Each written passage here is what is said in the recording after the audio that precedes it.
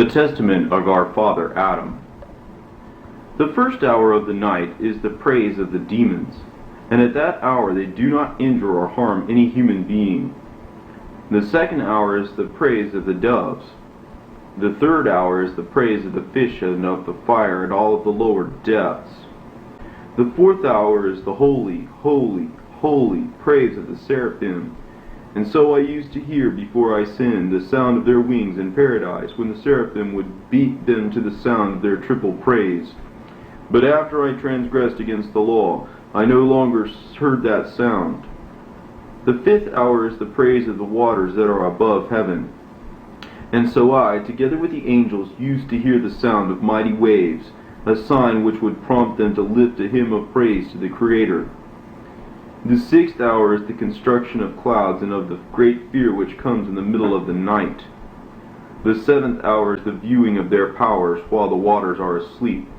And at that hour the waters can be taken up, and the priest of God mixes them with consecrated oil and anoints those who are afflicted, and they rest. The eighth hour is the sprouting up of the grass on the earth while the dew descends from heaven. The ninth hour is the praise of the cherubim. The 10th hour is the praise of human beings. And the gate of heaven is opened, through which all the prayers of all the living things enter. And they worship and depart. And at that hour, whatever a man will ask of God is given to him, when the seraphim and the roosters beat their wings. The 11th hour there is joy in all the earth, when the sun rises from paradise and shines forth upon creation. The 12th hour is the waiting for incense, and silence is imposed on all the ranks of fire and wind until all the priests burn incense to his divinity. And at that time all of the heavenly powers are dismissed. The end of the hours of the night. The hours of the day. The first hour of the day is the petition of the heavenly ones. The second hour is the prayer of the angels. The third hour is the praise of the birds. The fourth hour is the praise of the beasts. The fifth hour is the praise which is above heaven. The sixth hour is the praise of the cherubim, who plead against the iniquity of our human nature. The seventh hour is the entry and exit from the presence of God, when the prayers of all living things enter, and they worship and depart. The eighth hour is the praise of fire and of the waters. The ninth hour is the entreaty of those angels who stand before the throne of majesty. The 10th hour is the visitation of the waters, when the Spirit descends and broods upon the waters and upon the fountains. And if the Spirit of the Lord did not descend and brood upon the waters and upon the fountains, human beings would be injured, and every one the demons saw they would injure. And at that hour the waters are taken up, and the priest of God mixes them with the consecrated oil and anoints those who are afflicted, and they are restored and healed. The 11th hour is the exultation and joy of the righteous. The 12th hour, the hour of the evening, is the entreaty of human beings for the gracious will of God, the Lord of all. The prophecy. Adam said to Seth his son, "You have heard, my son, that God is going to come into the world after a long time. He will be conceived of a virgin and put on a body, be born like a human being, and grow up as a child. He will perform signs and wonders on the earth, will walk on the waves of the sea. He will rebuke the winds, and they will be silenced. He will motion to the waves, and they will stand still. He will open the eyes of the blind and cleanse the lepers. He will cause the deaf to hear and the mute to speak. He will straighten the hunchbacked, strengthen the paralyzed, find the lost, drive out evil spirits, and cast out demons." He spoke to me about this in paradise after I picked some of the fruit in which death was hiding. "Adam, Adam, do not fear. You wanted to be a god. I will make you a god. Not right now, but after a space of many years. I am consigning you to death, and the maggot and the worm will eat your body." And I answered and said to him, "Why, my Lord?" And he said to me, "Because you listened to the words of the serpent. You and your posterity will be food for the serpent. But after a short time there will be mercy on you, because you were created in my image. And I will not leave you to waste away in Sheol. For your sake I will be born of the Virgin Mary. For your sake I will taste death and enter the house of the dead. For your sake I will make a new heaven, and I will be established over your posterity. And after 3 days, while I am in the tomb, I will raise up the body I received from you, and I will set you at the right hand of my divinity, and I will make you a god just like you wanted. And I will receive favor from God, and I will restore to you and to your posterity that which is the justice of heaven. You have heard, my son Seth, that a flood is coming, and will wash the whole earth because of the daughters of Cain, your brother, who killed your brother Abel out of passion for your sister Lebudah, since sins had been created through your mother Eve.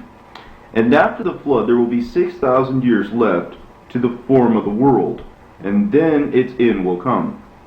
And I, Seth, wrote this testament, and my father died, and they buried him at the end east of paradise, opposite the first city built on the earth, which is named after Enoch. And Adam was borne to his grave by the angels and the powers of heaven, because he had been created in the image of God. And the sun and the moon were darkened, and there was a thick darkness for 7 days. And we sealed the testament, and we put it in the cave of treasures with the offerings Adam had taken out of paradise, gold and myrrh and frankincense. And the sons of kings, the Magi, will come and get them, and they will take them on to the Son of God, to Bethlehem of Judea, to the cave. The end of the testament of our father Adam. Also from the testament of our father Adam. The heavenly powers, what are they like, and how each of their orders is occupied in the service of the plan of this world? Listen, my beloved, as they are set in order one after another from the bottom, until we reach those who carry our Lord Jesus the Messiah and bear him up. The lowest order is the angels, and that plan has been revealed to it by God concerning every human being they watch over, because one angel from this lowest order accompanies every single human being in the world for his protection, and this is its service. The second order is the archangels. This is the service, directing everything in this creation according to the plan of God, whether powers or animals, birds or creeping things, or fish. And to speak briefly and in short, whatever exists in this creation, besides human beings, they care for it and guide it. The third order, which is the archons, this is its service, moving the air so that a cloud rises from the ends of the earth, according to the words of David the prophet, and rain falls upon the earth. And this order makes all the variations in the atmosphere, sometimes rain, and sometimes snow, and sometimes hail, and sometimes dust, and sometimes blood. And it varies them. These also belong to this order, thunder, and the fire of lightning. The fourth order, which is authorities, this is its service, the administration of the lights of the sun and the moon and the stars. The fifth order, which is the powers, this is its service. They keep the demons from destroying the creation of God out of their jealousy toward human beings. For if the cursed nature of the demons were allowed to accomplish the lust of its will, in an hour and a moment they would overthrow the whole creation.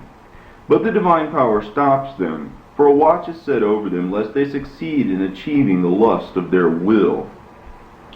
The sixth order, which is the dominions, this is its service. They rule over kingdoms, and in their hands are victory and defeat in battle. And this is shown to be so by the example of the Assyrian king.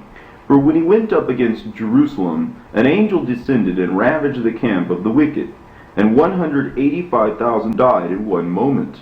And also the blessed Zechariah saw the angel in the form of a man riding on a red horse, standing among the trees of the tabernacle. And following him were others on white and red horses with lances in their hands.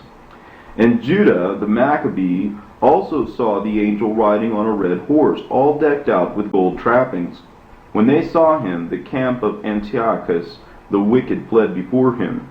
And wherever there is victory or defeat, these bestow it at the prompting of the living God, who commands them in the hour of battle. These other orders, thrones and seraphim and cherubim, stand before the majesty of our Lord Jesus the Messiah, and serve the throne of his magnificence, glorifying him hourly with their holy, holy, holy. The cherubim bear up and reverence his throne and keep the seals. The seraphim serve the inner chamber of our Lord. The thrones guard the gate of the Holy of Holies. This is truly the explanation of the services according to the plan of the angels in this world.